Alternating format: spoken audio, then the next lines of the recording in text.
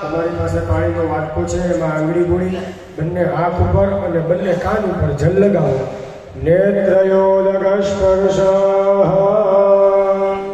દેવતા નમસ્કાર. બધા જ બે હાથ જોડી રાખો. અહીંયાથી જે જે દેવી દેવતાઓનું નામ લેવામાં આવે, નમઃ શબ્દ આવે એટલે ભગવાનને નમસ્કાર કરીએ, ભગવાનને પ્રાર્થના કરીએ.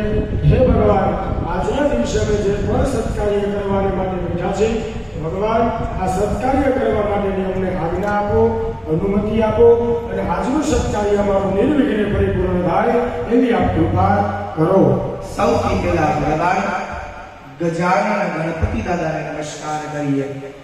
ઓમ શ્રીમન મહાગણાધિપતયે નમઃ શબ્દ સંભળાય એટલે એ ભગવાનને આંખ બંધ કરી મન માથું નમાવીને નમસ્કાર કરવા.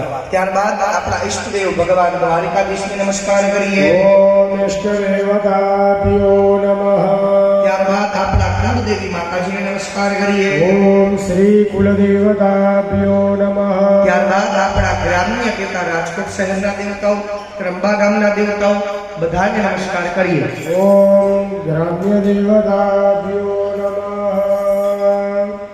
ત્યારબાદ આપણે જેમના સાનિધ્યમાં બેઠા છીએ એવા બાપારામ અને ગુરુ મંદિરની અંદર નમસ્કાર કરીએ. ઓમ સ્થાન દેવતાભ્યો નમઃ.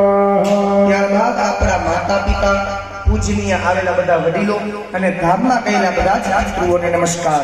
ઓમ માતા પિતા પિતૃ ચરણ કમલેભ્યો નમઃ. ત્યારબાદ આટલા દેવતાઓ સિવાય